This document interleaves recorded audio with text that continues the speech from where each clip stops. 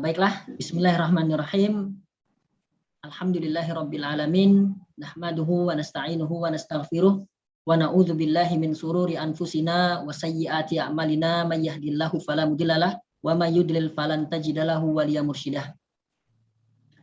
Bersyukur kita kepada Allah Subhanahu wa taala yang telah memberikan rahmat serta hidayahnya kepada kita semua, yang telah melimpahkan rizki, baik rizki kesehatan, rizki keimanan, rizki kita bisa dapat makan hari ini, dan alhamdulillah Allah Subhanahu wa taala memberikan kita kesempatan untuk bersama-sama kita berkumpul di media online ini untuk mengkaji Sakofah Islamiyah, yaitu sirah kehidupan Nabi Muhammad SAW. Salah satu sarana kita untuk mendapatkan hidayah Allah Subhanahu wa taala.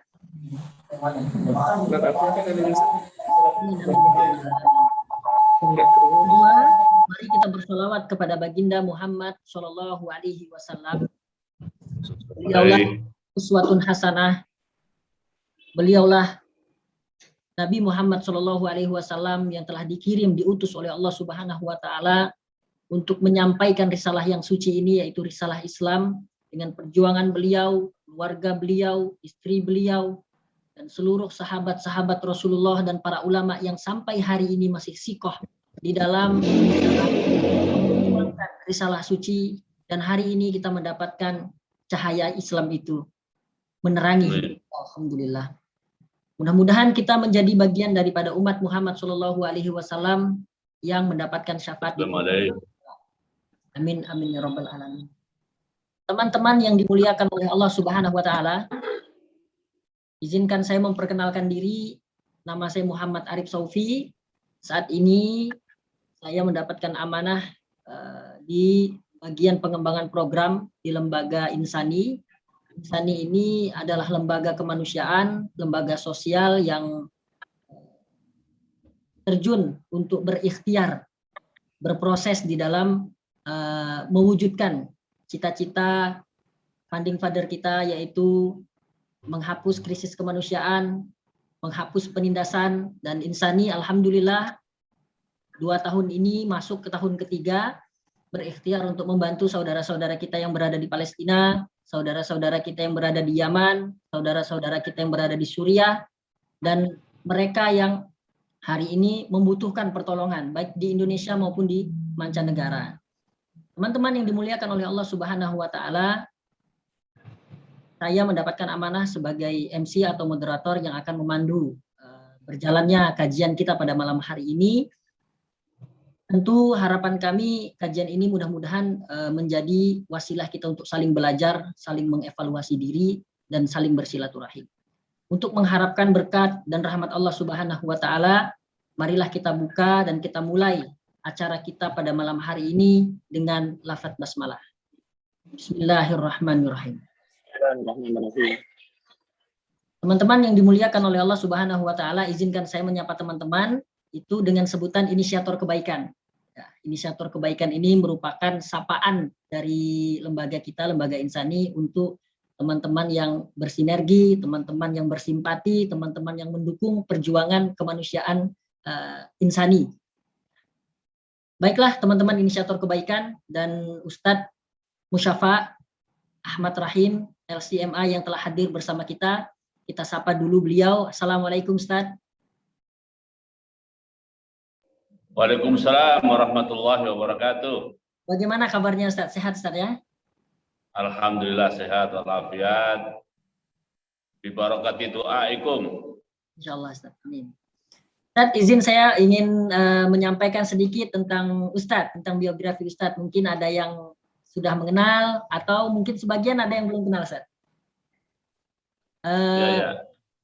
Ustadz yang pada malam hari ini sudah bersama kita dan menyempatkan untuk sharing keilmuan kepada kita pada malam hari ini, beliau adalah Ustadz Musyafa Ahmad Rahim LCMA. Beliau adalah sosok pria kelahiran Demak, asal Kabupaten Demak, Jawa Tengah. Mungkin teman-teman ada juga yang kelahiran Demak, insya Allah dapat chemistry pada malam hari ini dengan beliau. Alhamdulillah beliau sudah menikah dan memiliki 6 orang anak. 3 putra dan 3 putri. Begitu Ustaz ya? Betul. Secara akademik, beliau menempuh pendidikan S1 yaitu di bidang ilmu syariah di Lipia, Jakarta.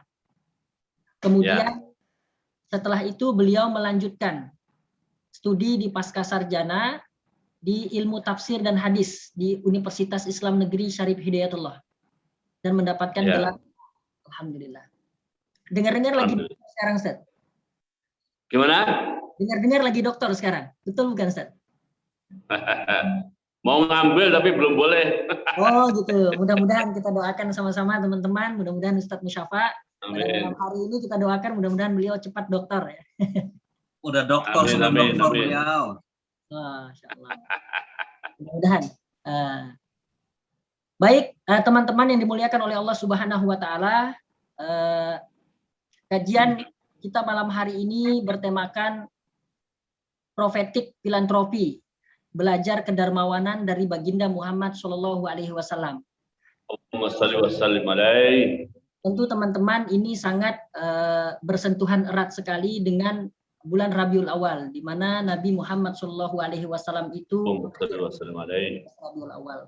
Dan ini masih sangat hangat sekali. Kita ingin berefleksi dengan kelahiran Nabi Muhammad Shallallahu Alaihi Wasallam dengan mengkaji bagaimana sosok panutan kita, sosok uswah hasanah kita yang kita diperintahkan oleh Allah Subhanahu wa taala untuk menjadikan beliau ini sebagai suri tauladan sebagaimana firman Allah Subhanahu wa taala dalam surat Al-Ahzab ayat ke-21, laqad kana lakum fi Rasulillahi uswatun hasanah liman kana yarjullah wal yaumil akhir wa dzakarallaha katsira. Sungguh telah ada pada diri Rasulullah Shallallahu Alaihi Wasallam itu suri tauladan yang baik bagimu, bagi orang-orang yang mengharapkan rahmat Allah Subhanahu Wa Taala dan mereka yang mengharapkan kedatangan hari kiamat, maka perbanyaklah mengingat Allah atau berzikir kepada Allah Subhanahu Wa Taala.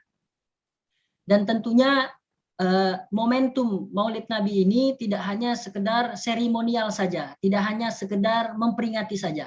Namun ini kita jadikan sebagai ajang untuk kita mengingat Nabi Muhammad Shallallahu Alaihi Wasallam, mempelajari kehidupan Nabi Muhammad Shallallahu Alaihi Wasallam.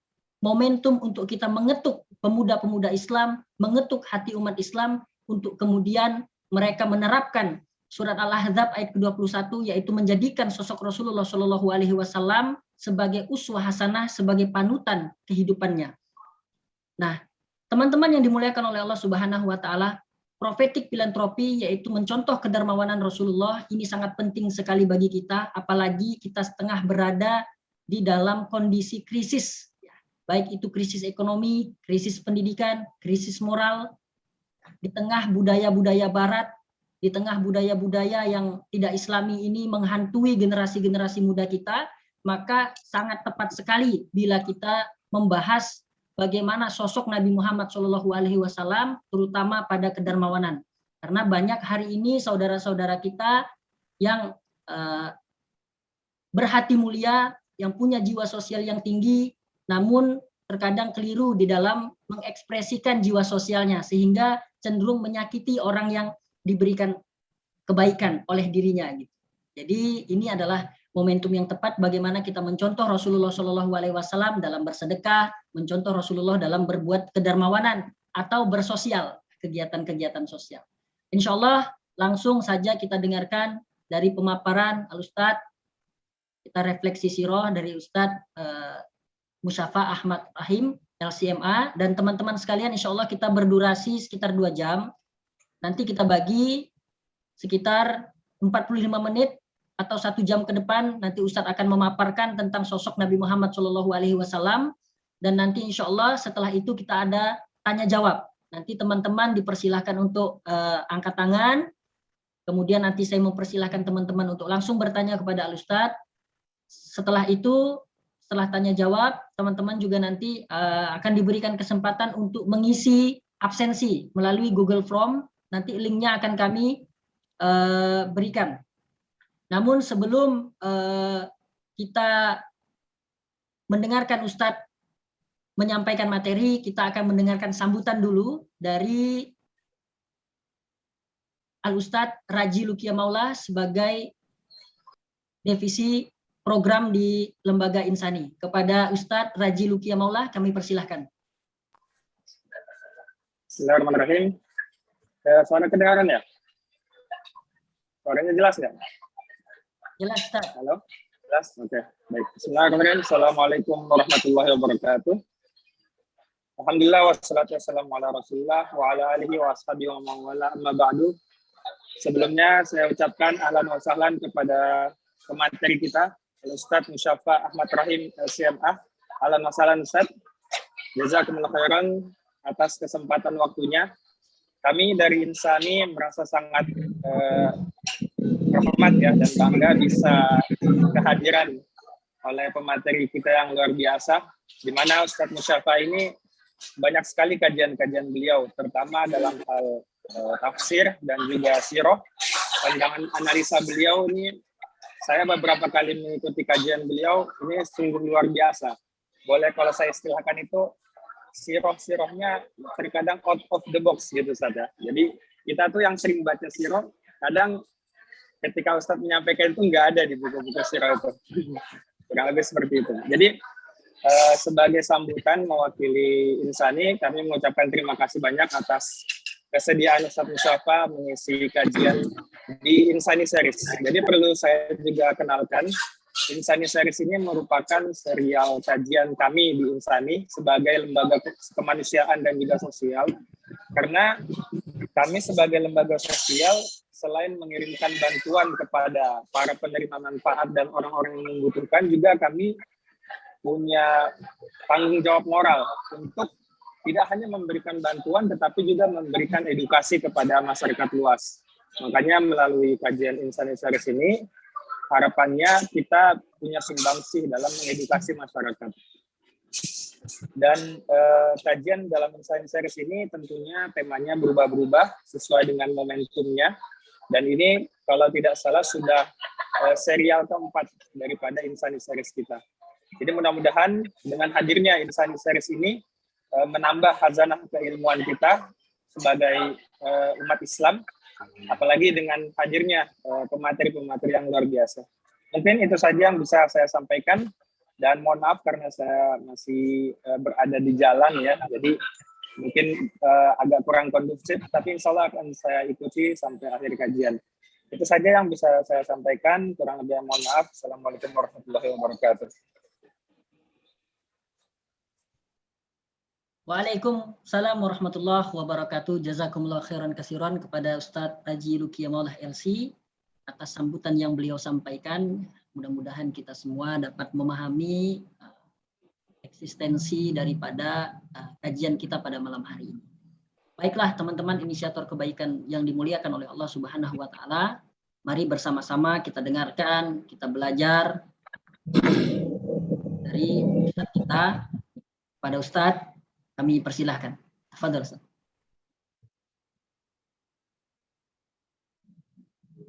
Assalamualaikum warahmatullahi wabarakatuh. Waalaikumsalam warahmatullahi wabarakatuh.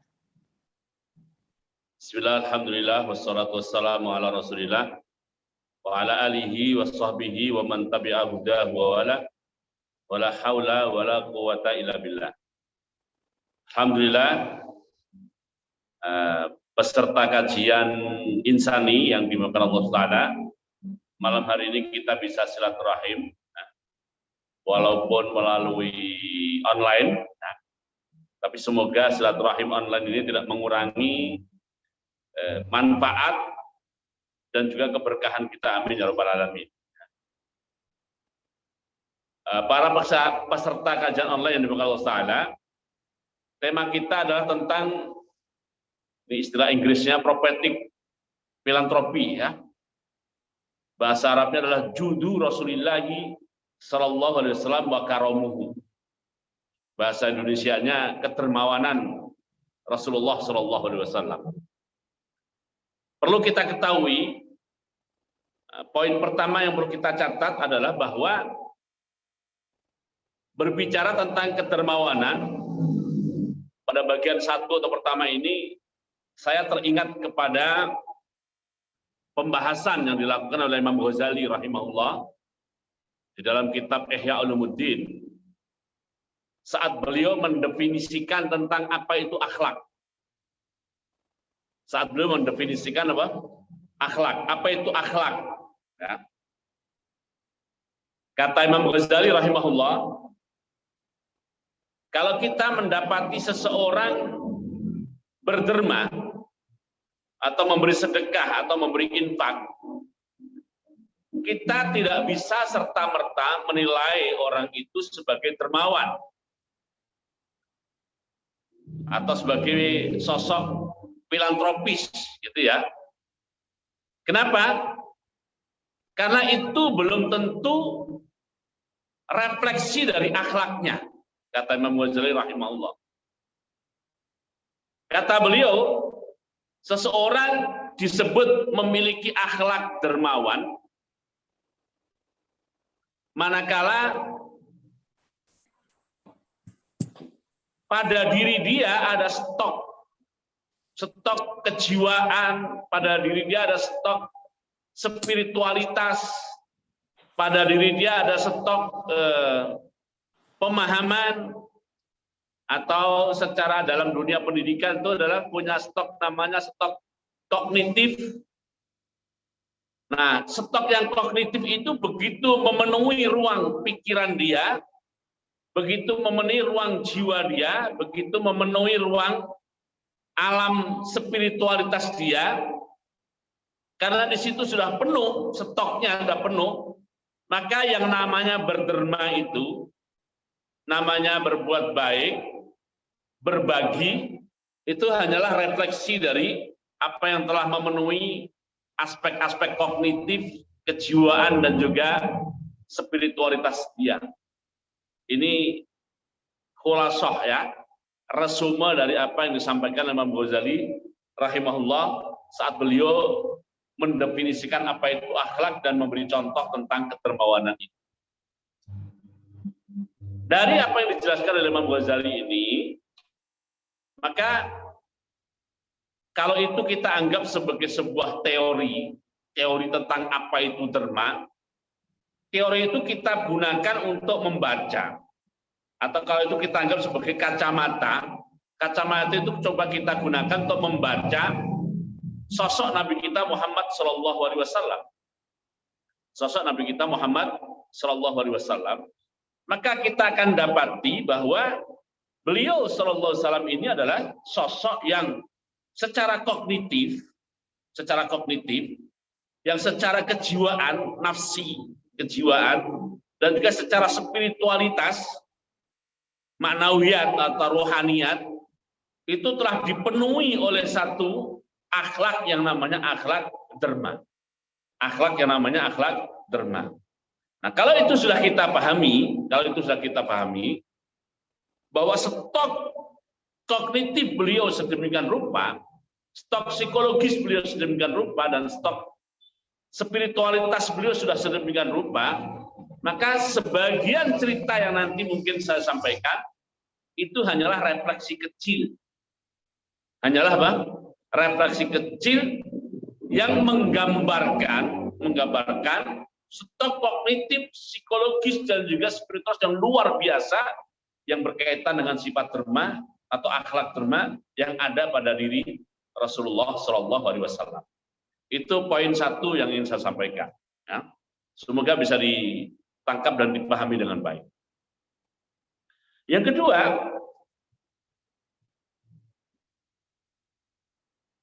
saya ingin mengatakan begini, ya.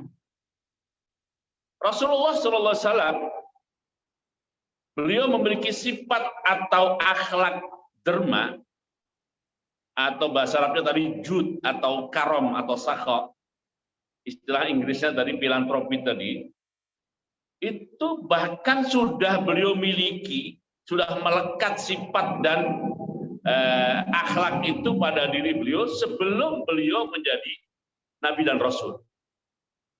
Sebelum beliau menjadi Nabi dan Rasul, di antaranya karena faktor tarbiyah ailiyah, faktor tarbiyah atau pendidikan keluarga, tarbiyah ailiyah atau pendidikan keluarga. Dan juga ya karena faktor kepribadian beliau yang agung itu sendiri. Beliau memang sosok yang agung, yang suka berbuat derma, bahkan derma itu menjadi sifat dan akhlak yang sudah melekat dengan beliau Shallallahu Alaihi Wasallam. Kalau kita katakan beliau warisi sifat itu diantaranya dari tarbiyah, atau beliau dapatkan itu dari tarbiyah ailiyah sebelum beliau menjadi Nabi dan Rasul, karena kita ketahui bahwa keluarga besar beliau itu adalah Bani Hashim, lalu Bani Muthalib, keturunan Hashim dan juga keluarga besar Bani Muthalib. Kakek beliau itu Abdul Muthalib. Itu adalah sosok-sosok tokoh di masyarakat Quraisy yang masyarakat Quraisy itu berbangga dan membanggakan mereka dikarenakan sifat derma atau sifat filantropis yang ada pada mereka, atau dikarenakan sifat dan akhlak derma yang ada pada mereka. Umpamanya kita mengenal di antara profesi atau peran politik warisan keluarga beliau itu adalah namanya peran rifadah dan peran sikoyah. Peran rifadah dan sikoyah. Rifadah itu artinya memberi makan free atau gratis kepada orang-orang yang menunaikan ibadah haji dari seluruh semenanjung Arabia. Nah, ini tentunya dengan keluarga yang seperti itu, Nabi Muhammad SAW hidup di tengah mereka. Beliau menyaksikan bagaimana keluarga besar beliau itu menjalankan peran yang namanya peran rifadah ini. Juga peran sikoyah. Sikoyah itu memberi minum kepada jamaah haji. Dan itu free pada zaman itu. Dan perlu diketahui pada zaman itu, sudah lama sumur Zam-Zam itu hilang. Sudah lama sumur Zam-Zam itu hilang. Maka karena sumur Zam-Zam sudah lama hilang, menyediakan air minum free untuk jamaah haji pada zaman itu. Di era belum ada botol, di era belum ada galon, ya kan? Di era belum ada mesin air dan sebagainya, itu luar biasa. Itu luar biasa. Nah, ini pada keluarga besar beliau, dan beliau hidup di tengah-tengah mereka, maka pada diri beliau tumbuh jiwa dan juga spirit untuk berderma ini, begitu ya. Nah, ini saya simpulkan masalah ini adalah masalah faktor tarbiyah ailiyah, pembinaan keluarga. Yang kalau mau kita hidupkan di era kita sekarang ini, ya kita bisa melakukan hal itu dengan cara bagaimana? Dengan cara kita melatih anak-anak kita, keluarga besar kita, agar terlibat dalam kedermawanan itu. Caranya bukan sekedar mereka suruh daftar, melihat kita melakukan, tapi mereka kita libatkan untuk melakukan. Jadi misalnya kalau mau pergi ke masjid atau pergi ke ini, kan di masjid ada kotak, dari rumah kita sudah sediakan bekalan untuk anak kita agar itu dimasukkan dalam kotak. Atau kalau punya makanan dan sebagainya, ini kalau melihat dilatih seperti itu akan tumbuh pada diri anak-anak kita itu jiwa filantropis seperti itu. Di samping juga karena faktor kepribadian beliau Shallallahu Alaihi Wasallam, walaupun waktu itu beliau belum menjadi seorang nabi dan rasul, dan ini diakui oleh Ummul Mukminin Khadijah radhiyallahu anha. Ummul Mukminin Khadijah radhiyallahu anha pada saat pernikahan Ummul Mukminin Khadijah dengan Rasulullah sallallahu alaihi wasallam sudah berlangsung kira-kira 15 tahun. Artinya keluarga itu sudah mengalami, kalau bahasa sekarang itu ya, asam garam kehidupan berkeluarga. Asam garam kehidupan berkeluarga gitu. Dari situ Ummul Mukminin Khadijah semakin bangga dan semakin hormat kagum kepada sosok Rasulullah sallallahu alaihi wasallam. Sehingga pada saat Nabi Muhammad SAW perlu mendapatkan support secara mental, perlu mendapatkan support secara spiritual, Maka muncullah kalimat-kalimat pujian dari Ummul Mukminin Khadijah radhiyallahu anha kepada Rasulullah sallallahu alaihi wasallam. Di antaranya Ummul Mukminin mengatakan, "Kalla ya.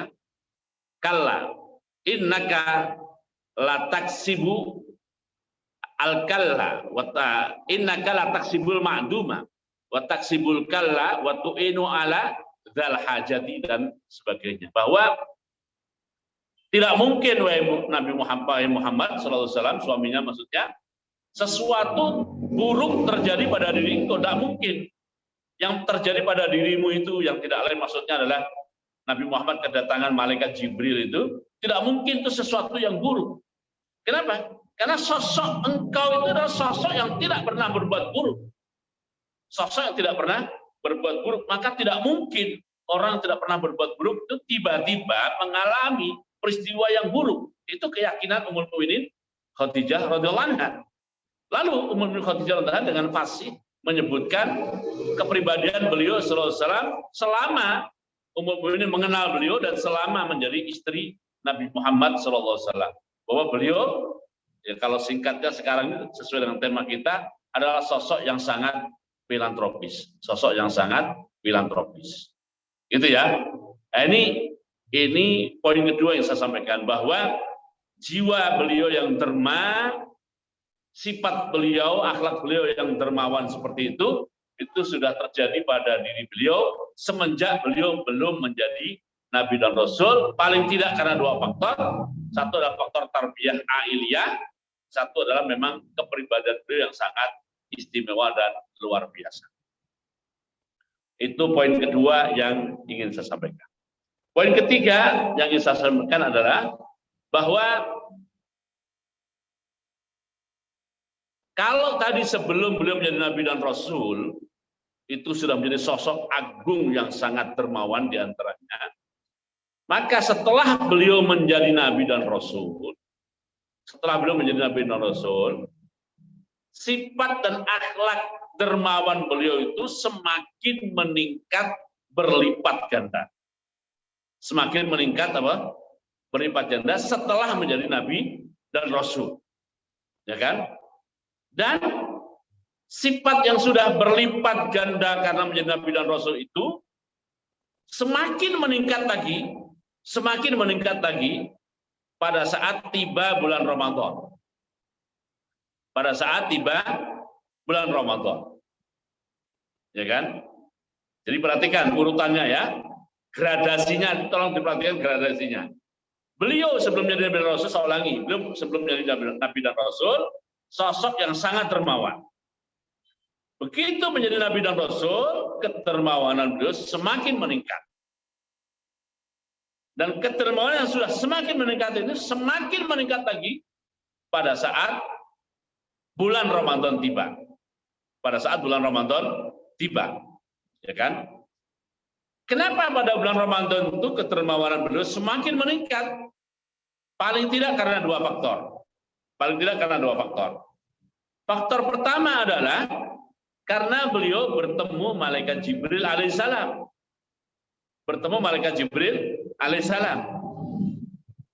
Di mana malaikat Jibril alaihissalam pada setiap bulan Ramadan di malam hari ya, beliau menemui Nabi Muhammad SAW bukan dalam konteks menurunkan wahyu, tetapi dalam konteks ya tadarus Al-Quran.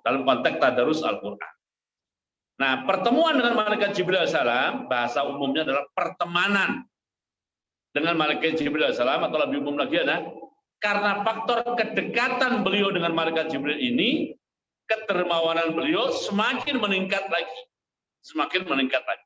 Itu faktor pertama. Faktor kedua adalah kenapa kedermawanan beliau semakin meningkat? Karena di bulan Ramadan itu beliau melakukan tadarus Al-Quran. Nah, hasil tadarus itu kan menimbulkan namanya efek interaktif. Dalam arti Nabi Muhammad SAW mempersiapkan pikiran beliau, mempersiapkan jiwa beliau, mempersiapkan spiritualitas beliau untuk membaca Quran. Dan itu adalah aksi dari beliau, persiapan itu ya.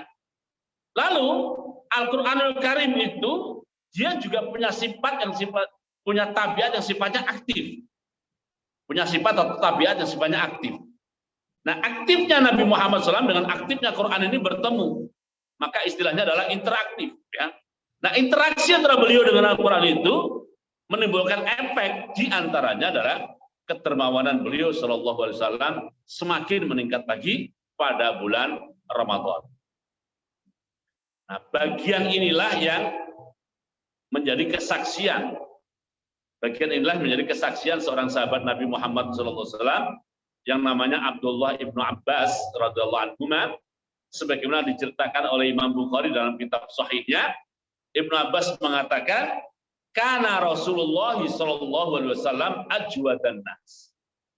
Kana Rasulullah sallallahu alaihi wasallam ajwadan nas. Rasulullah SAW adalah manusia yang paling derma, yang paling filantropis, ajwadan nas. Ini baik di bulan Ramadan ataupun tidak di bulan Ramadan, beliau adalah ajwadan nas. Kan?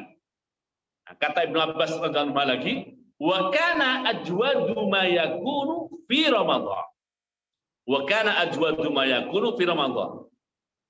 Dan kedermawanan beliau itu semakin meningkat lagi, semakin berlipat ganda lagi pada saat beliau berada di bulan Ramadan. Kenapa? Kata Ibnu Abbas, "Hina yalqahu Jibrilu fayudarisuhul Qur'an."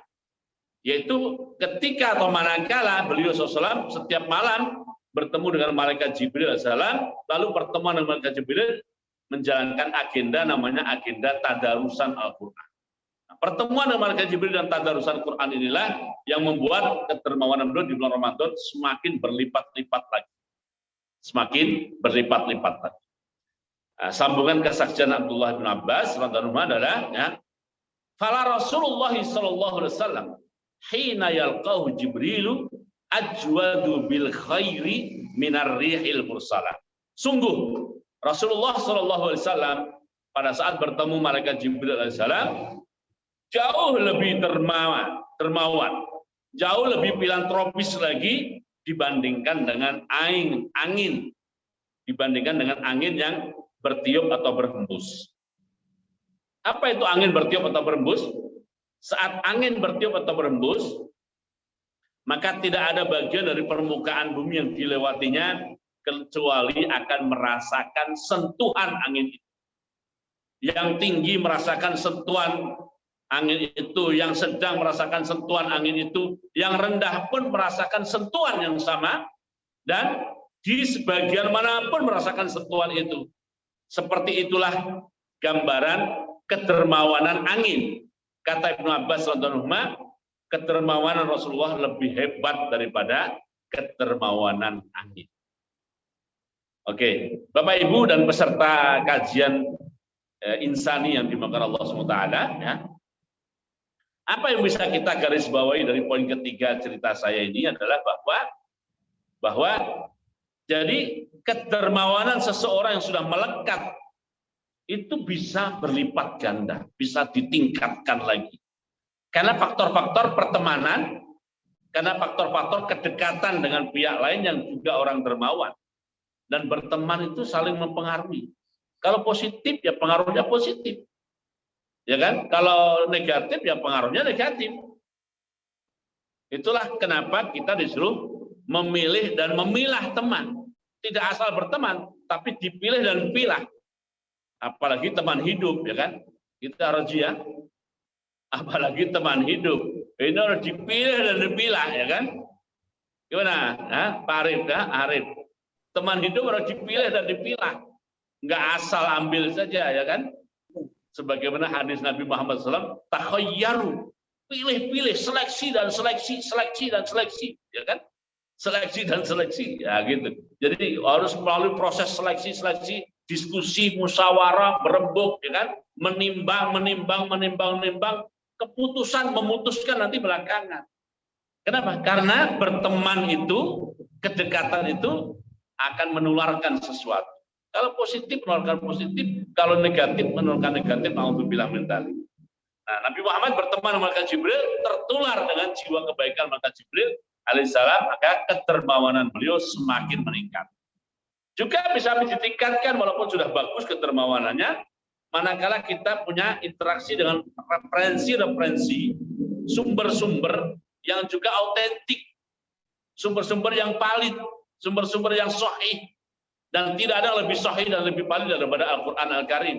Maka diceritakan Abdul bin Abbas tadi, pada saat Rasulullah berinteraksi dengan Al-Quran, yang namanya tadarusan Al-Quran, hasil interaksinya membawa ekses, membawa dampak, membawa pengaruh, yaitu diantaranya adalah kedermawanan beliau semakin meningkat lagi di bulan Ramadan. Bapak Ibu dan juga peserta kajian insani yang dimakan Allah Taala, ya, semoga bisa direkod cerita saya ini atau dicatat, ya, atau dilukiskan atau digambarkan dengan baik. Mohon maaf saya tidak bisa menampilkan dalam bentuk slide atau apa, ya. Saya sedang dalam perjalanan seperti Aroji ini, ya. Kilana ya Satroji, kilana musafirun, ya. Masing-masing kita ini sedang musafir nih, ya. Masing-masing kita sedang musafir. Oke. Alhamdulillah dapat tempat yang bagus, musolanya ada AC-nya, alhamdulillah kita bisa nyaman untuk berbicara, ya. Oke, Bapak Ibu peserta kajian insani yang dimuliakan Allah Taala. Nah, bagian terakhir ini hanyalah sampel saja. Sampel yang menceritakan tentang, oke, sebelum sampel. Yang berikutnya lagi sebelum sampel, maaf, ya. Kedermawanan Rasulullah SAW itu bukan saja beliau derma, bukan saja begitu. Bukan saja itu ya kedermawanan beliau. Tetapi beliau Shallallahu Alaihi Wasallam nomor berapa ini? Nomor 4 ya. Tapi beliau Shallallahu Alaihi Wasallam berhasil, nah ini berhasil mentarbiyah, berhasil mendidik, berhasil membina generasi yang membersamai beliau, itu namanya generasi sahabat, sehingga masing-masing dari person dari generasi itu semuanya memiliki sifat derma dengan tingkatan dan level mereka masing-masing. Tapi semuanya berhasil dididik, berhasil ditarbiyah, berhasil dibina oleh Rasulullah SAW menjadi manusia-manusia dermawan. Artinya beliau bukan hanya sosok yang dermawan, beliau bukan hanya sosok yang filantropis, tapi melahirkan generasi yang filantropis. Generasi yang filantropis, ya kan? Melahirkan generasi yang jud atau karom, yang derma. Dan hebatnya lagi, generasi yang dididik oleh Rasulullah SAW juga berhasil melahirkan generasi berikutnya yang juga memiliki sifat dermawan ini, dan begitu seterusnya dari generasi ke generasi, yang pasti ini diantaranya adalah karena faktor stok tarbiyah, aset tarbiyah yang diberikan oleh Rasulullah kepada para sahabat itu pengaruhnya menular sampai generasi berikut-berikutnya, generasi berikut-berikutnya. Dan tantangan bagi kita ya, apa tadi istilahnya, inisiator kebaikan ya. Kita tidak hanya menjadi inisiator kebaikan, tetapi bagaimana bisa melahirkan generasi para pelaku kebaikan, dan generasi yang menginisiasi, ya, menginspirasi generasi berikutnya untuk juga menjadi generasi yang melahirkan kebaikan. Nah, ini tantangan yang luar biasa di sini ya. Kalau kita dalami kalimat-kalimat itu, oh dahsyat itu, dahsyat. Ya, artinya insani nanti bukan saja hanya ditantang untuk mengkolek dan menghimpun orang-orang yang bisa berbuat derma melalui insani ataupun melalui yang lainnya, tapi juga bisa melahirkan generasi yang seperti itu. Nah, itulah hebatnya Rasulullah Sallallahu Alaihi Wasallam yang sekarang kita berada di bulan Maulidnya ini. Jadi di samping beliau sudah ajwadan nas, beliau juga berhasil melahirkan generasi yang generasi itu adalah al-jilu al-karim, al-jilul karim, generasi yang derma, generasi yang filantropis. Nah, oke. Nah, selanjutnya baru kita ambil beberapa sampel yang menceritakan seperti apa kedermawanan Rasulullah Sallallahu Alaihi Wasallam. Nah, Bapak Ibu peserta kajian yang dimuliakan Allah Subhanahu Wa Taala, ya. yang dimakan Allah SWT, kedermawanan Rasulullah SAW itu adalah kedermawanan yang lengkap, yang tidak sektoral, yang tidak hanya pada bagian-bagian atau isu-isu tertentu. Lengkap, bukan sektoral, ya kan? Menyeluruh, bukan juz'i. Sumul, bukan juz'i. Kenapa? Ya kalau kita sebut derma itu biasanya derma dengan harta. Derma dengan harta. Tapi Rasulullah SAW itu bukan hanya derma dengan harta. Beliau derma dengan harta, beliau juga derma dengan waktu yang belum miliki, beliau juga derma dengan tenaga yang belum miliki, ya kan? Beliau juga derma dengan ide dan pikiran-pikiran serta gagasan-gagasan yang positif dari beliau. Beliau juga derma dengan ilmu yang belum miliki, ya kan? Dan bahkan puncaknya beliau pun mendarma baktikan jiwa raga beliau. Mendarma baktikan apa? Jadi beliau siap mengorbankan jiwa raga beliau untuk mengaktualisasikan kedermawanan ini. Nah, kelengkapan kedermawanan ini sekali lagi kita kaitkan dengan poin 1 saya sampaikan, karena memang stok kognitif, stok ya psikologis, ya stok spiritual beliau dalam hal derma itu sangat luar biasa dan melimpah, maka ekspresi dan aktualisasinya menjadi sangat luar biasa. Menjadi sangat luar biasa. Gambaran tentang dermawan beliau dengan harta ya sudah banyak ya. Banyak, saya akan mengambil satu sampel atau contoh saja. Sampel atau contoh saja ya. Diceritakan oleh Ummul Mukminin Aisyah radhiyallahu anha bahwa pada suatu hari Rasulullah SAW menyembelih seekor kambing. Menyembelih seekor kambing. Perlu kita ketahui ya, Rasulullah itu bukan tipe yang menumpuk harta, bukan tipe yang menumpuk harta. Tapi apa yang belum miliki itu ya nyaris habis di hari itu. Besok lain lagi ceritanya gitu ya. Tentu nggak mudah gaya hidup begitu. Nah, suatu kali beliau punya kambing, kambingnya dipotong, setelah dipotong dikuliti siap ya, maka dibagi-bagikan.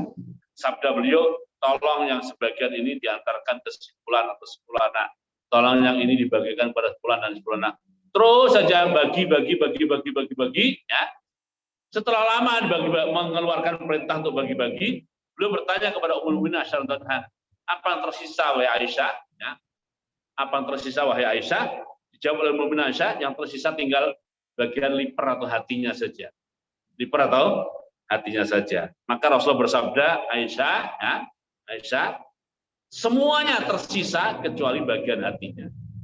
Semuanya tersisa kecuali bagian hati. Maksudnya, pemahaman Ummul Mukminin Aisyah adalah semua sudah dibagi habis, yang di rumah, sisa yang di rumah tinggal hati.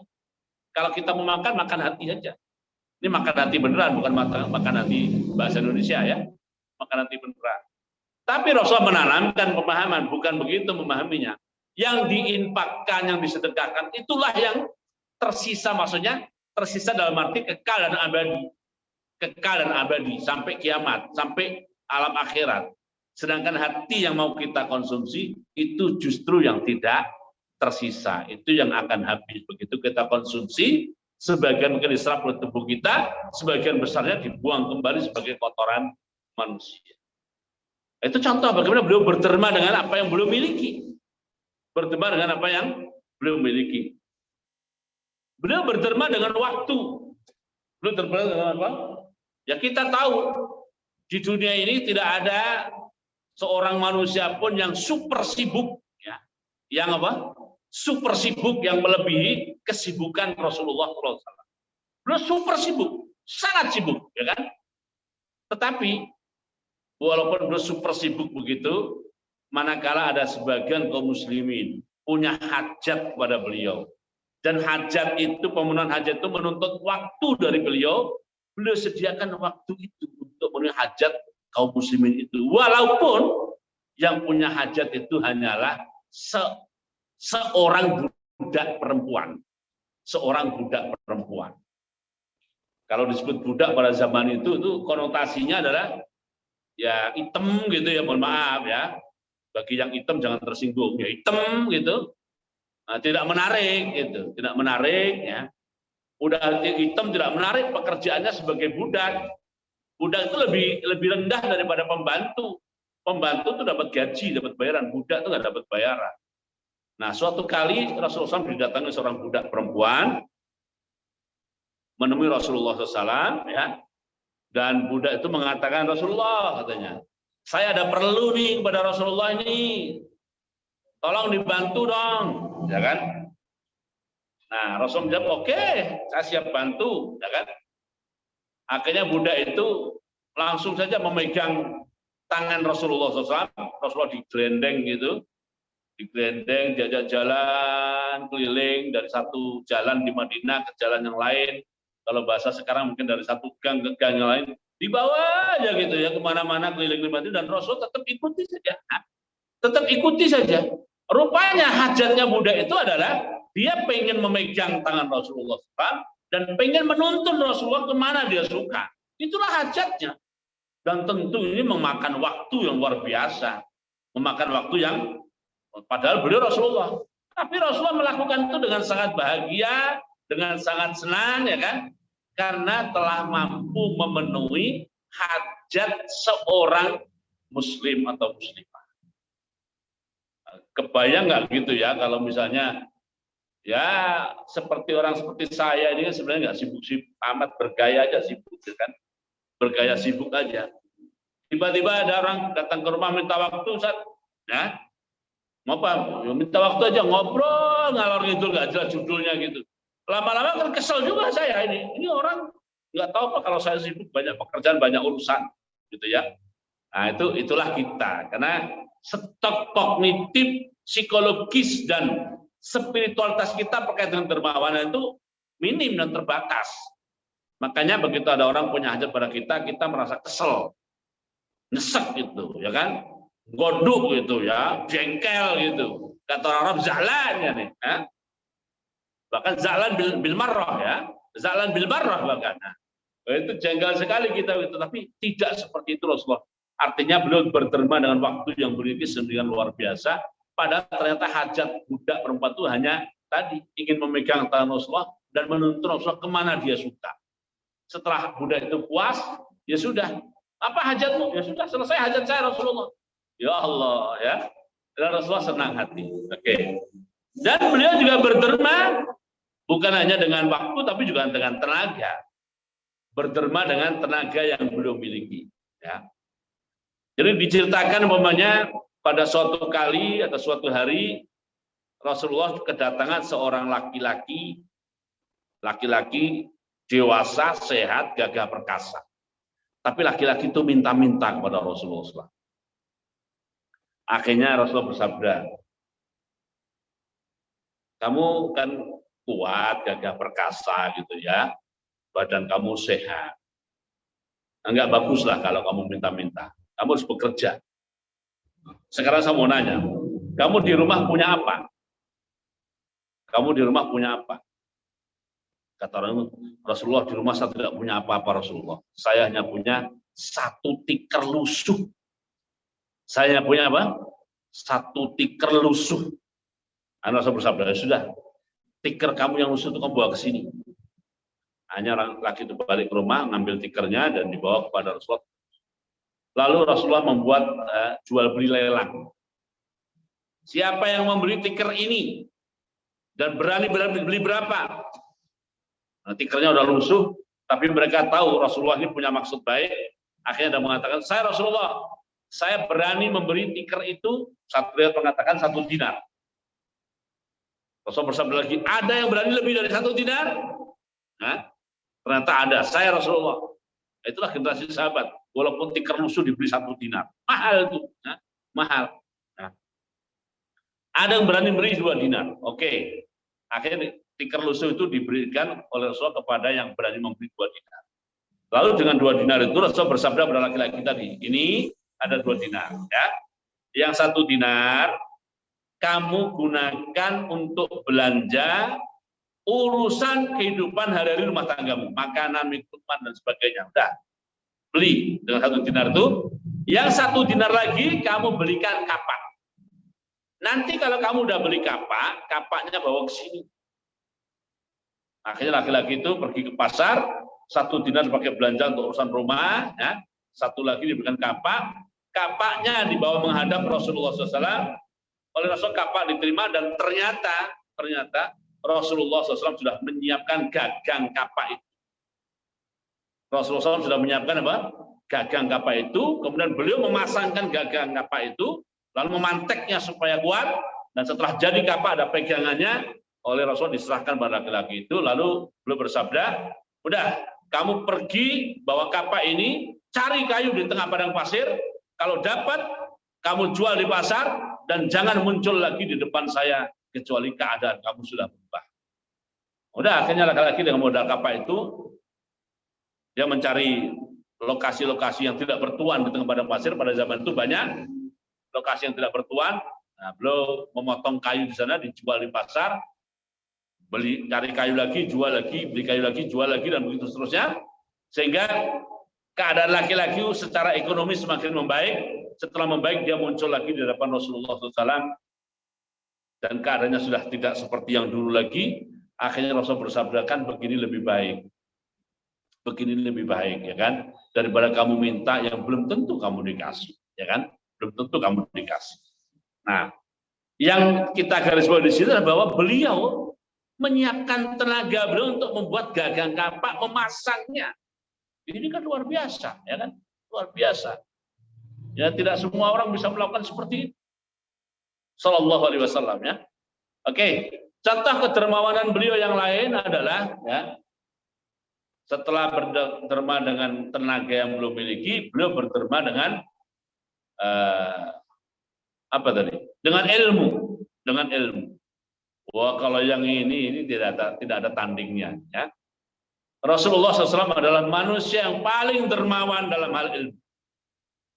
Tidak ada satupun pengetahuan, tidak ada sedikit pun pengetahuan yang sekiranya akan membawa manfaat bagi umat manusia, kecuali akan beliau sampaikan. Dan tidak ada sedikit pun keburukan yang sekiranya mengancam kebaikan manusia, kecuali akan beliau sampaikan, supaya manusia tidak terjerumus dalam keburukan itu. Ya kan? Dan kalau bicara ilmu, kita sekarang masih bisa menikmati ajaran Islam di abad 15 Hijriah ini dikarenakan dulu gerakan nasrul ilmi, gerakan menyebarluaskan ilmu di zaman Rasulullah sedemikian rupanya, kuatnya, dahsyatnya, ya, sehingga sampai sekarang rasanya tidak ada habis-habisnya nih kita mempelajari ilmu Rasulullah Sallallahu Alaihi Wasallam, ya. Oke, dan yang terakhir, contoh terakhir adalah kedermawanan dengan jiwa raga beliau. Jiwa raga beliau. Jadi beliau setelah diangkat Allah menjadi Nabi dan Rasul, ya, itu nyaris tidak istirahat demi kebaikan Islam dan kaum muslimin. Demi kebaikan Islam dan kaum muslimin, termasuk demi kebaikan kita. Setelah beliau diangkat menjadi Nabi dan Rasul, khususnya setelah hijrah, jadi beliau hidup di Madinah setelah berhijrah itu ya kira-kira 10 tahun. Dalam tempo 10 tahun itu terjadi peperangan itu 56 kali peperangan. 56 kali peperangan, 27 peperangan beliau pimpin langsung. Ini kan artinya hampir setiap 2 bulan itu perang. Hampir setiap 2 bulan itu apa? Perang. Dan kalau terjadi perang, beliau itu posisinya adalah yang terdekat dengan musuh. Bukan yang paling jauh dengan musuh. Artinya beliau siap mendarma baktikan jiwa raga beliau demi Islam dan kaum muslimin. Dengan bahasa lain, beliau ada di garda terdepan untuk perjuangan Islam ini. Nah, itu contohnya karena era beliau dulu adalah era berperang, itu seperti itu. Kalau sekarang ya mendarma baktikan dengan jiwa raga ini ya, bagaimana kita selalu berada di garda terdepan atau berusaha untuk berada di garda terdepan, nah, sesuai dengan kemampuan yang dimiliki, dan itu adalah refleksi dari stok kedermawanan yang ada pada diri kita, baik yang aspek kognitif ataupun psikologi ataupun spiritualitas kita. Oke, Nah, inilah Bapak Ibu peserta kajian insani yang dimuliakan Allah Ta'ala yang bisa saya sampaikan. Semoga yang sedikit ini bisa menjadi ilmu yang bermanfaat, ilmu yang diberkahi oleh Allah SWT bidini wa dunya wal akhirah, untuk diri kita, untuk keluarga kita, dan untuk masyarakat kita. Amin ya rabbal alamin. Aku qouli hadza wa astaghfirullaha wa lakum muslimin fastaghfiru innahu ghafurur rahim. Assalamualaikum warahmatullahi wabarakatuh. Waalaikumsalam warahmatullahi wabarakatuh. Warahmatullahi wabarakatuh. Jazakallah khair Ustaz, Masya Allah pemaparan Ya, yang luar biasa sekali dari Ustadz ya. Ini Ustadz, Alhamdulillah kita mencatat juga Ustadz tadi Ustadz apa yang Ustadz sampaikan, dan insya Allah Masya Allah. Ya. inisiator kebaikan yang tadi joinnya di pertengahan atau belum mendapat seluruh pemaparan Ustadz, insya Allah kita bacakan sedikit ringkasannya. Jadi yang berkaitan dengan kedermawanan Rasulullah Shallallahu Alaihi Wasallam, sebagaimana yang Ustaz itu paling tidak ada 4 faktor, teman-teman. 4 faktor itu, yang pertama, sosok kedermawanan Rasulullah Shallallahu Alaihi Wasallam itu muncul karena faktor pendidikan keluarga atau tarbiyah ailiyah, di mana beliau hidup di lingkungan Bani Hashim, keluarga beliau, dengan budaya rifadah dan sikoyah. Rifadah itu adalah memberi makan para pengunjung haji itu secara gratis. Yang kedua sikoyah, memberi minum pengunjung haji itu dengan gratis. Nah, disinilah muncul sifat-sifat kedermawanan Rasulullah karena faktor keluarga tadi. Faktor yang kedua itu adalah faktor kepribadian Rasulullah Shallallahu Alaihi Wasallam. Jadi sebelum datangnya Islam, Rasulullah Shallallahu Alaihi Wasallam itu telah memiliki sifat kedermawanan secara pribadi. Dan ini tadi juga disebutkan oleh Ustadz bahwa salah satu hadis yang disampaikan oleh Ibunda Khadijah ketika Rasulullah itu didatangi oleh malaikat Jibril untuk menerima wahyu dan badan beliau bergetar. Lalu Ibunda Khadijah mengingatkan bahwa tidak mungkin datang hal buruk kepadamu karena engkau adalah orang yang menyambung tali silaturahim, memberi makan anak yatim, kemudian memberikan pekerjaan kepada orang yang menganggur dan lain sebagainya. Banyak sekali perilaku kedermawanan yang disebutkan oleh Ibunda Khadijah untuk menenangkan Rasulullah Shallallahu Alaihi Wasallam pada saat itu. Ini adalah merupakan kedermawanan Rasulullah ketika beliau sebelum mendapatkan Islam. Sebelum Islam itu dibebankan kepada Rasulullah untuk menjadi Nabi dan Rasul, kemudian menyampaikan risalah itu. Kemudian faktor yang ketiga, Rasulullah itu meningkat kedermawanannya itu ketika datangnya bulan Ramadan. Kemudian tadi Ustadz juga menyebutkan bahwa Rasulullah adalah sosok yang dermawan, dan kedermawanan Rasulullah Shallallahu Alaihi Wasallam itu meningkat ketika datangnya bulan Ramadan. Disebabkan oleh 2 hal. Yang pertama, kata Ustadz tadi, karena beliau itu didatangi oleh Jibril alaihissalam sebagai malaikat menemani Rasulullah Shallallahu Alaihi Wasallam. Kemudian diajak tadarus bareng. Inilah yang memicu Rasulullah untuk semakin meningkat kedermawanannya.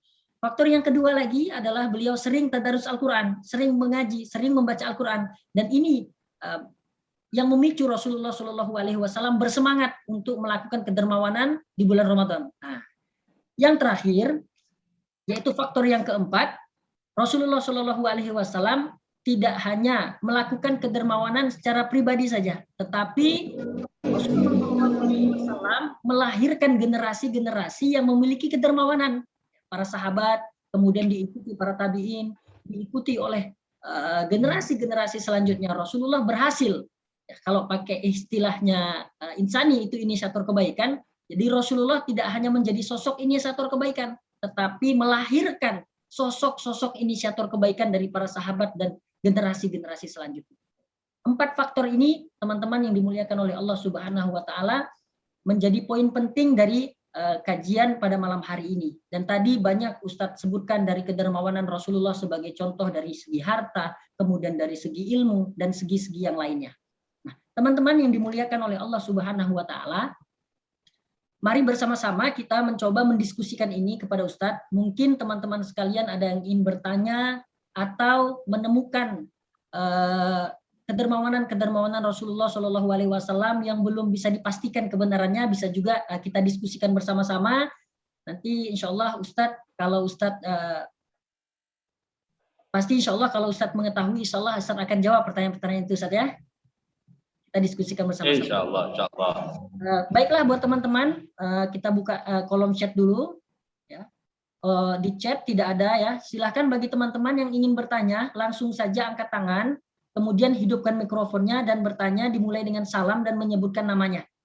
Tafadhol, sahabat sekalian yang ingin bertanya langsung kepada Ustadz terkait kedermawanan Rasulullah Shallallahu Alaihi Wasallam.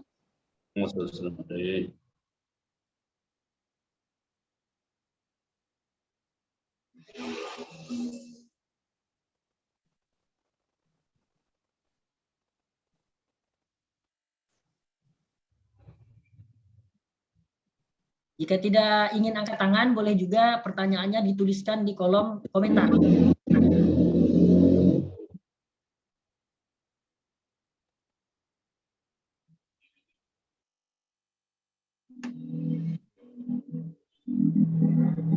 Baik, bila di teman-teman belum bisa memberikan pertanyaan saat ini, kita coba untuk melempar pertanyaan dari kawan-kawan yang ada di sosial media. Jadi tadi juga kita buka ini kolom untuk teman-teman di sosial media yang tidak bisa join pada malam hari ini itu untuk bertanya terkait kedermawanan Rasulullah Shallallahu Alaihi Wasallam. Ada pertanyaan ini Ustaz. Jadi bagaimana cara menghilangkan sifat kikir? Apakah memang sifat kikir itu ada sejak lahir atau itu seiring berjalannya waktu sifat kikir itu tumbuh? Dan kalau seandainya ada pada diri seseorang, bagaimana menghilangkan sifat kikir itu? Itu Ustaz, pertanyaan yang pertama. Ya. Langsung saja Ustaz. Oke. Ya, terima kasih ya atas pertanyaan yang luar biasanya. Jadi waktu lahir itu sudah membawa sifat itu. Yang aspek positifnya sifat itu adalah manusia nanti itu akan menjadi pembela haknya. Akan menjadi apa? Pembela haknya. Tetapi manakala itu dituruti secara berlebihan, nah inilah jadinya namanya pelit atau kikir atau serakah. Lihat saja anak kecil itu, tanpa kita didik, tanpa kita arahkan itu, begitu dia punya mainan, itu mainannya dikekep aja begitu, nggak boleh jangan diambil temennya, dilihat temennya aja nggak boleh. Gitu. Jadi kadang-kadang kan anak kecil lucu itu ya, temennya datang mainannya sebenarnya tersembunyi, oleh dia malah diambil, ya kan, dikeluarin, tapi itu dikekep nggak boleh dipegang. Nah itu sisi positifnya perbuatan itu adalah tadi bahwa manusia nanti akan membela apa menjadi haknya dan dia akan memperjuangkan hak itu. Tapi manakala ditempatkan secara salah jadinya kikir itu. Nah, bagaimana kita mengelola? Saya tidak mungkin kurang pas kalau kalimatnya dihilangkan gitu ya. Karena ada sisi positifnya tadi. Tapi bagaimana mengelolanya? Ya mengelolanya itu Allah SWT berfirman di antaranya surat An-Nisa ya. Surat An-Nisa dan juga dari surat lain. A'udzubillahi minasyaitonir rajim. Wa man yuqa syuhha nafsihi. Wa man yuqa syuhha nafsihi faulaika humul muflihun ya. Bentar. Wa man yuqa syuhha nafsihi. Itu ada dua tempat. Yang pertama adalah disebutkan di surat Al-Hasyr ya, ayat 9. Ya, satu lagi adalah di surat At-Taghabun ayat 16 ya. Atau dengan bahasa yang berbeda tapi substansinya sama. Itu ada di surat An-Nisa ya. Surat An-Nisa ayat sebentar ya.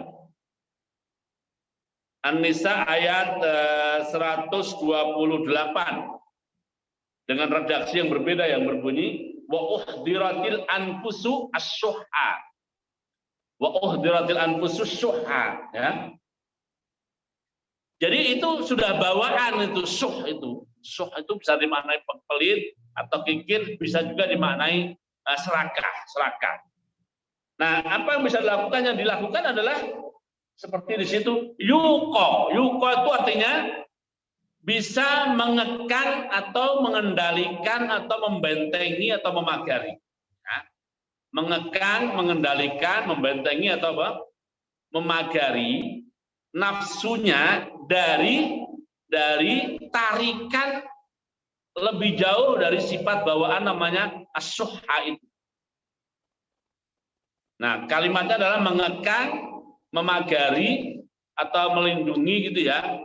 Artinya bagaimana? Artinya setiap saat pada diri kita tuh selalu ada tarik menarik. Ada apa namanya? Tarik menarik. Salah satunya adalah tarikan sifat as-syuh itu. Sifat as-syuh itu. Nah, kitanya menghadapinya dengan cara itu jangan terlalu jauh tarikan syuh'anya itu. Pelit kikir dan serakahnya itu jangan terlalu jelos. Nah, manakala kita bisa kekang, kendalikan dan kelola itu, nah, maka seperti firman Allah tadi, faulaika humul muflihun. Maka mereka itulah orang-orang yang mendapatkan keberuntungan dunia dan juga keberuntungan akhirat. Artinya apa? Bahwa orang yang dermawan itu sebenarnya ya pada saat dia berderma itu bertarung sebenarnya dia. Dia bertarung itu dengan tarikan sifat as-syuh'a itu bertarung. Tetapi karena dia sudah terbiasa menghadapi pertarungan itu, dia memenangkan dan akhirnya selalu mendapatkan kemenangan itu.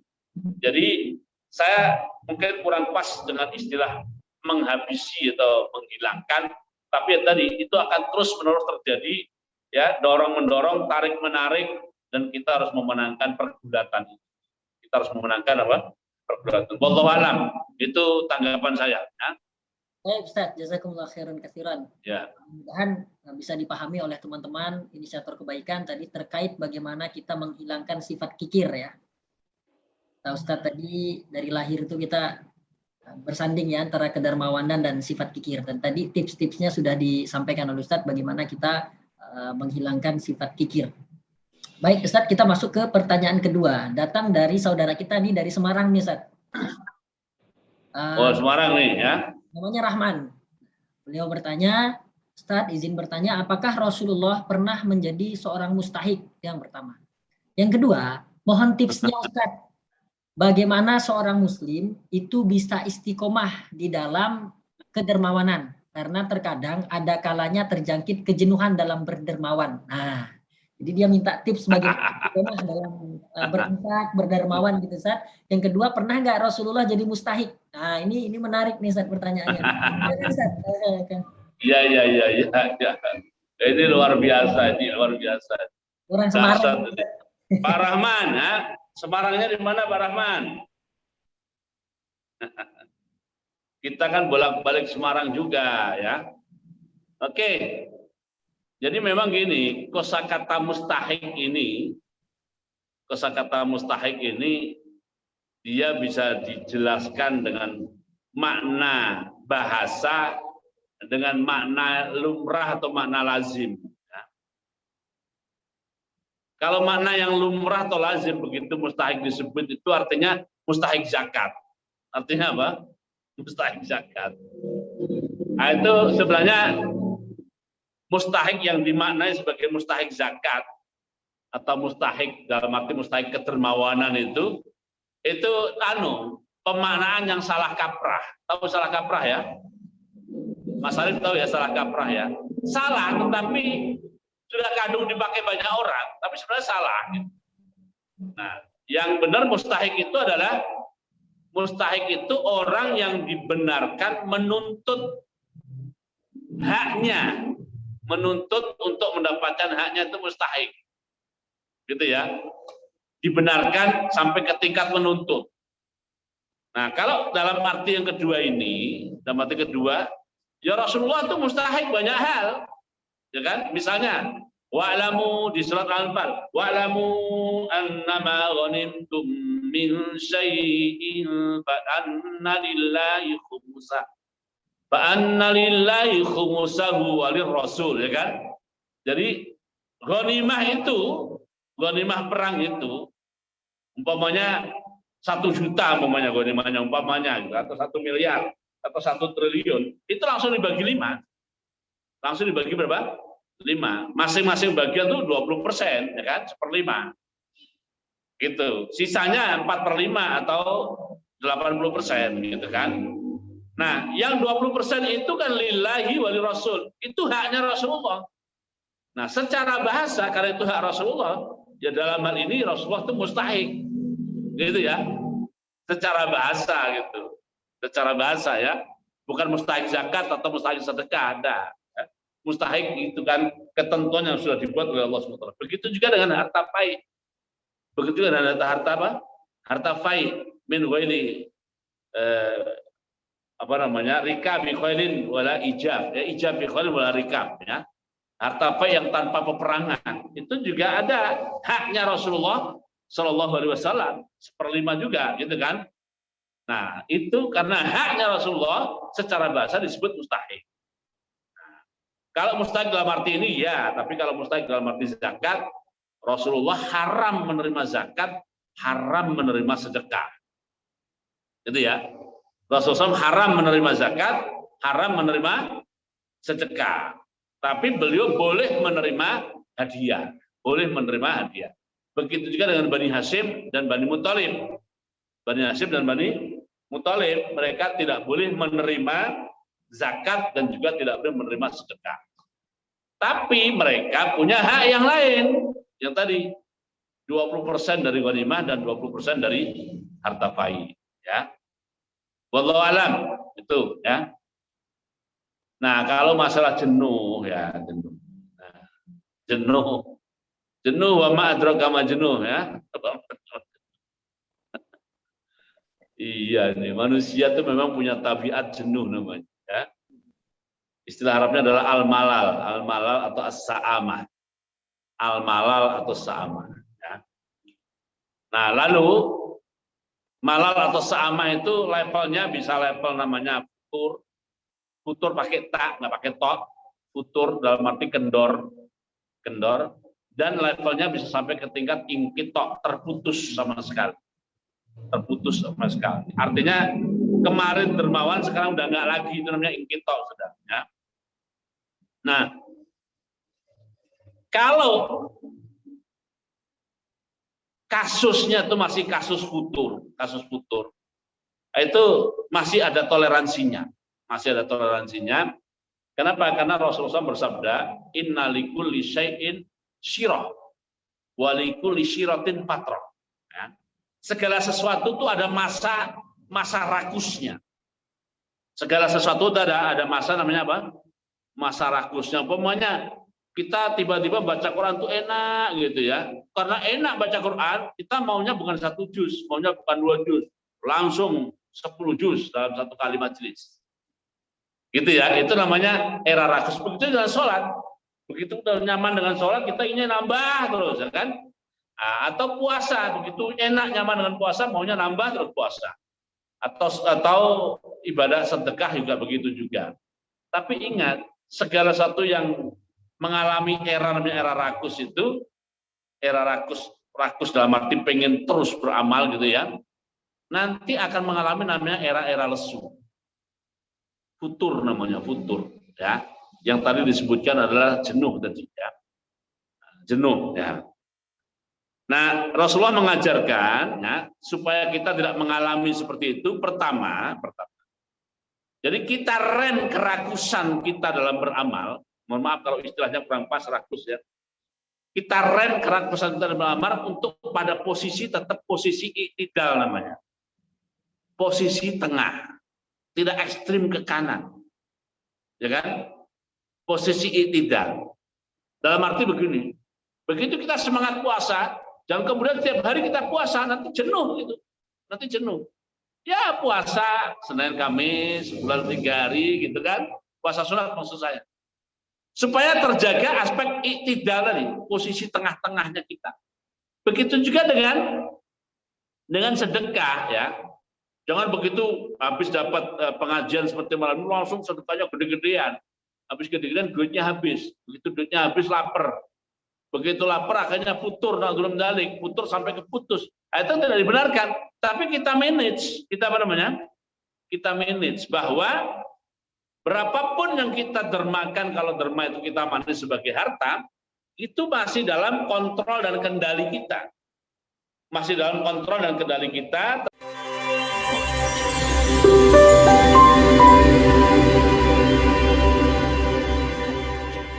Termasuk kita bisa mengontrol diri kita, mengontrol istri kita, mengontrol anak-anak kita, dan urusan-urusan kita. Nah, kalau kita bisa kontrol di posisi iktidal, insya Allah tidak akan mengalami kelesuan atau futur atau kejenuhan dan semacamnya. Insya Allah, ya, itu cara menjaganya. Tapi kalaupun misalnya terjadi kejenuhan, ya seretan jenuhnya jangan terlalu diperturutkan, terlalu ke ekstrem kiri juga. Segera kita sadar, kalaupun kita nggak bisa lagi, umpamanya derma dalam arti infak, nggak bisa derma 100.000, ya udah, derma 75.000, masih nggak bisa 50.000, tapi masih terus ada aksi dermanya. Insya Allah dengan cara seperti itu, kita tidak akan terseret terlalu jauh ke kiri, sehingga keluar dari garis, namanya garis iktidal. Garis iktidal. Wallahu a'lam, itu komentar saya. Ya. Baik Ustaz, jazakumullah khairan katsiran. Ya. Jawabannya menjawab ataupun bisa dijadikan solusi oleh penanya Pak Rahman di Semarang, dan juga kita semua dan seluruh sahabat inisiator kebaikan yang hadir pada malam hari ini. Alhamdulillah masih istiqomah nih Ustaz, kita yang hadir sekitar 32 orang. Alhamdulillah. Masih ada Alhamdulillah. Masih ada pertanyaan lagi dari Pare-Pare, Ustaz. Sulawesi Selatan. Masya Allah. Dari Pak Jumardi. Assalamualaikum. Izin bertanya, Ustaz. Waalaikumsalam warahmatullahi wabarakatuh. Ya. Bagaimana cara Rasulullah Shallallahu Alaihi Wasallam mengajak para sahabat untuk secara sukarela berjihad dengan hartanya, padahal di saat bersamaan kondisi perekonomian sulit. Nah, pertanyaan ini sangat relate sekali dengan kita hari ini, Ustaz. Kita dalam 2 tahun kita pandemi, ekonomi kita stagnan. Nah, ini bisa menjadi refleksi kita bersama-sama. Mari kita dengarkan jawaban dari Ustaz. Tafadhal, Ustaz. Masya Allah. Ya. Pare-Pare ya. Nah. Oke, jam berapa di Pare-Pare ini? Udah jam 22 lebih nih ya. Masya Allah. Ya. Oke, gini ya, wallahu alam ya. Jadi kelebihan atau keunggulan generasi sahabat Nabi, salah satunya adalah karena faktor tarbiyah atau pembinaan atau pendidikan yang diberikan oleh Rasulullah SAW. Mereka itu sampai ke level seakan-akan melihat surga dan seakan-akan melihat neraka. Itu hasil hasil tarbiyah dan didikan Rasulullah SAW kepada para sahabat Nabi. Sehingga dalam konteks derma tadi, termasuk derma dengan jiwa dan raga dan harta itu, anggaplah kalau pakai rupiah itu ya, 2.000 rupiah ini nanti di akhiratnya akan menjadi apa pada saat diterma baktikan. Mereka seakan-akan melihat hasil akhirnya itu. Ya kan? Sebaliknya kalau 2.000 itu tidak didharma baktikan, itu menjadi pelit umpamanya, mereka itu juga melihat efek buruknya di neraka itu akan seperti apa. Nah, keimanan mereka itu sudah sampai ke tingkat seperti itu. Ya, kalau orang sudah bisa melihat dengan pandangan keimanan seperti itu, ya pastilah ya, pasti tidak ada sesuatu yang berat bagi mereka untuk melakukannya. Ya ibaratnya begini, ibarat pendekatan saja. Pil itu pahit sekali. Tapi karena kita sadar dan yakin bahwa dengan meminum pil itu penyakit kita akan sembuh, ya kan? Ya pil itu diminum akhirnya. Nah kalau diminum itu terasa pahit di mulut dan nggak tahan, manusia akan cari cara bagaimana supaya mulut itu tidak merasakan pahitnya pil. Itu mencari cara, teknik berarti kan? Kenapa orang bisa berbuat seperti itu? Dengan sukarela dan bahkan dengan penuh semangat, disiplin mengkonsumsi obat itu, ya karena dia sudah tahu efek dan ujung akibat serta kesudahan dari apa yang dilakukannya. Nah, itulah generasi sahabat Nabi. Nah, pelajarannya bagi kita berarti ya malah kalau kita ingin punya spirit yang luar biasa seperti itu, ya berarti kita harus tingkatkan kualitas iman kita sampai ke tingkat yang kalaupun nggak bisa melihat surga seakan-akan di depan mata, kita membayangkan di surga itu akan kayak apa gitu. Kita membayangkan ya di neraka itu nanti akan seperti apa, naudzubillah min dzalik gitu ya. Nah, kalau itu sudah dilakukan insya Allah ya. Wallahu alam, itu Pak dapat tadi dari Parepare tadi Pak Jumardi ya. Ya, Ustaz, Pak Jumardi, Ustaz. Dari Pak Jumardi dari Parepare. Oke. Ya. Alhamdulillah, sangat mencerahkan. Ya. Teman-teman yang dimuliakan oleh Allah Subhanahu wa taala, ya, terutama dari Bapak Jumardi Parepare tadi, mudah-mudahan pertanyaannya sudah tercerahkan. Itu juga banyak terjadi salah satunya di salah satu peperangan itu di masa konflik, sahabat-sahabat berbondong-bondong untuk mengajukan diri untuk bersedekah. Ini juga bisa menjadi refleksi kita agar kita menjadi sosok yang dermawan meskipun dalam keadaan sulit. Dan itu juga di dalam Al-Quran juga disebutkan bahwa orang-orang yang bertakwa, orang-orang yang akan dihadiahi surga itu adalah mereka alladzina yunfiquna yaitu mereka yang berinfak di dalam kondisi lapang ataupun dalam keadaan sulit. Sahabat inisiator yang dimuliakan oleh Allah Subhanahu wa taala, Ustadz, ini masih ada satu pertanyaan lagi, Ustadz. Oke. Kita menuju selesai ini. Ada satu pertanyaan ini dari Bapak Maulana. Bapak Maulana, ini dari mana nih Bapak Maulana? Assalamualaikum Ustadz. Bagaimana hukumnya kita bersedekah tapi difoto atau didokumentasikan atau dijadikan konten YouTube? Nah, ini fenomenanya sangat ini Ustadz. Banyak selebgram, youtuber itu kemudian menjadikan konten saling berbagi ini di-share ke publik. Ada yang mencontoh, menciptakan masyarakat yang kemudian mengikuti mereka gitu kan. Ada hoki-hokian saat sekarang ini. Jadi komen, silahkan di kolom komentar mau minta apa hari ini, pengen apa, masing-masing menyebutkan berlomba-lomba. Dan alhamdulillah budaya ini di masa sulit sekitar 2 tahun inilah, saat masa pandemi ini cukup lumayan menjamur.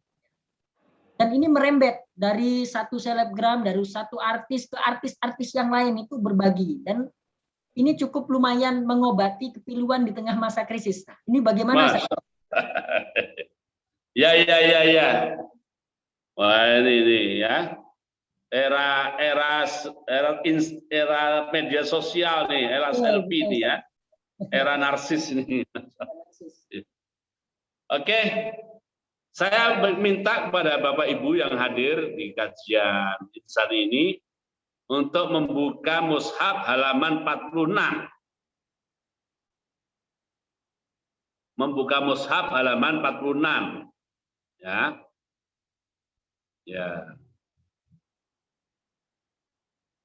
Jadi di mushaf ini halaman 46 ini paling tidak ada 2 tempat di satu halaman itu yang terkait dengan apa yang ditanyakan tadi. Yang pertama adalah di ayat surat Al-Baqarah ayat 271 dan yang kedua adalah surat Al-Baqarah ayat 274 ya. Di ayat 271 Allah berfirman, a'udzubillahi minasyaitonir rajim ya. In tubdus shadaqati fa ni'mahi. Ya kan? Fa ni'mahi wa in tukhfuha tu'tuhal fuqara'a fa huwa khairun lakum.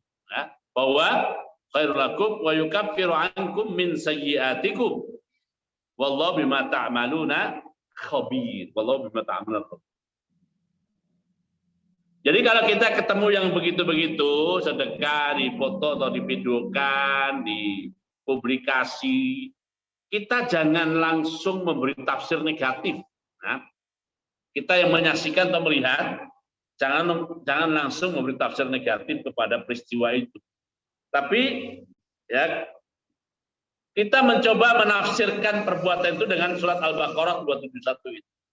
Itu betul sedekah jika kalian menampakkan sedekah kalian. Nah, Allah komentarnya bagaimana? Fani imahi, maka betapa indahnya gitu. Betapa indahnya sedekah yang ditampakkan itu. Jadi oleh Allah nggak langsung tidak dicap, itu nggak diterima itu.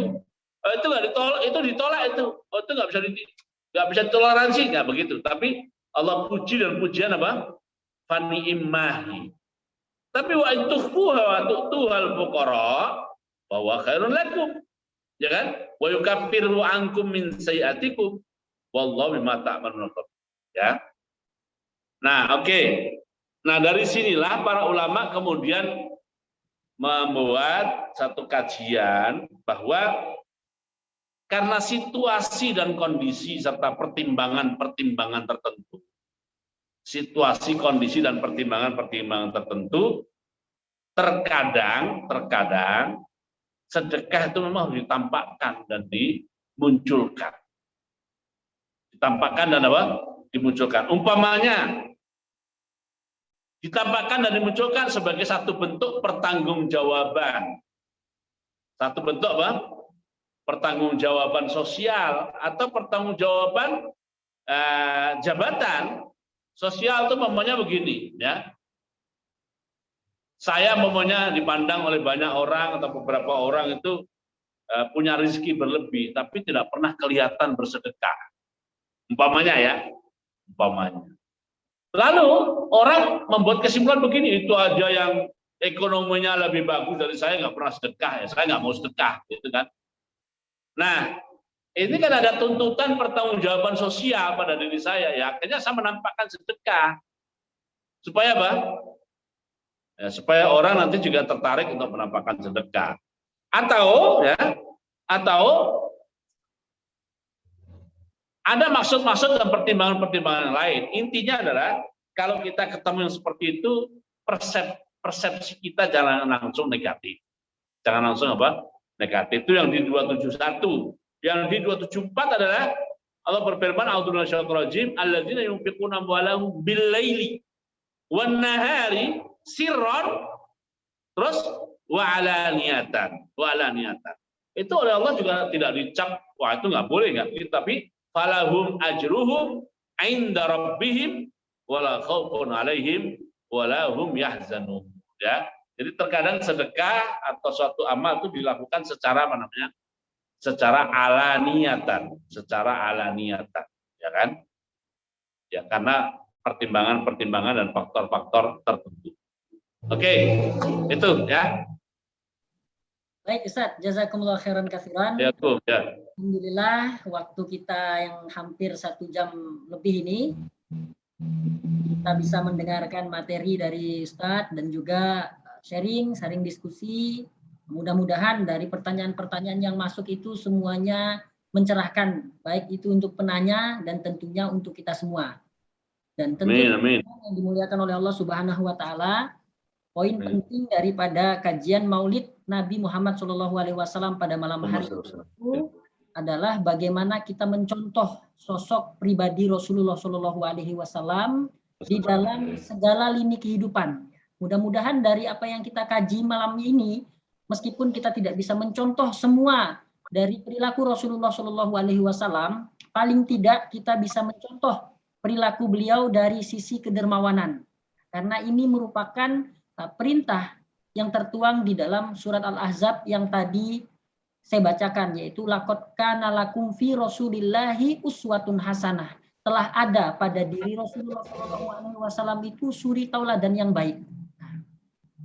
Maka ini bentuk daripada salah satu bentuk rasa cinta kita dan kasih sayang kita kepada Rasulullah Shallallahu Alaihi Wasallam adalah mencontoh kehidupan Rasulullah Shallallahu Alaihi Wasallam sebagai referensi kita.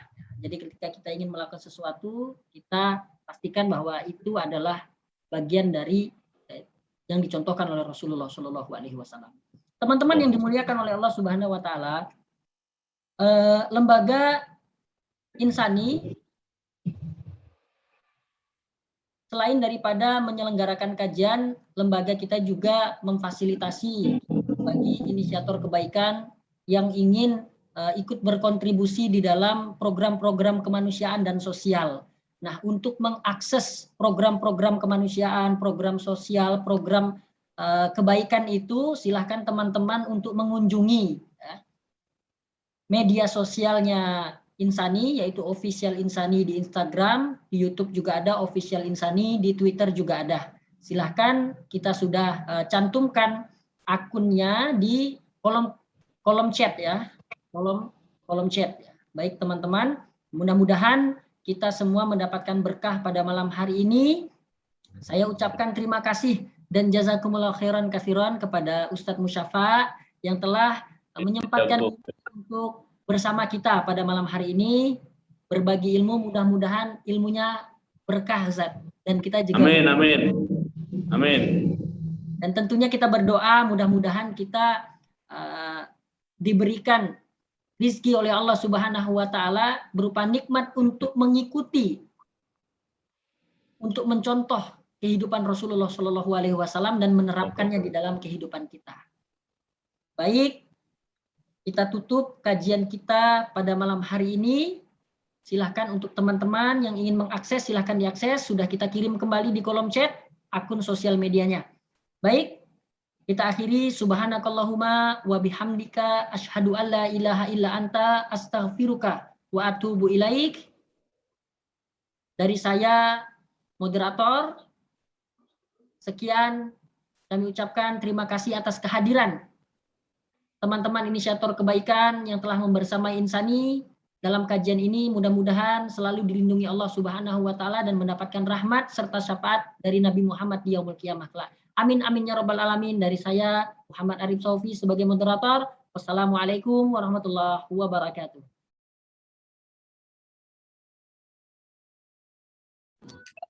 Jazakallah khair Ustaz Musyafa. Wa iyyakum Araji. Ya. Selamat berkeliling Araji. Ya Ustaz, ya amanillah juga Ustaz. Nah, ya. Ya. Assalamualaikum. Salam ya. Izin pamit ya.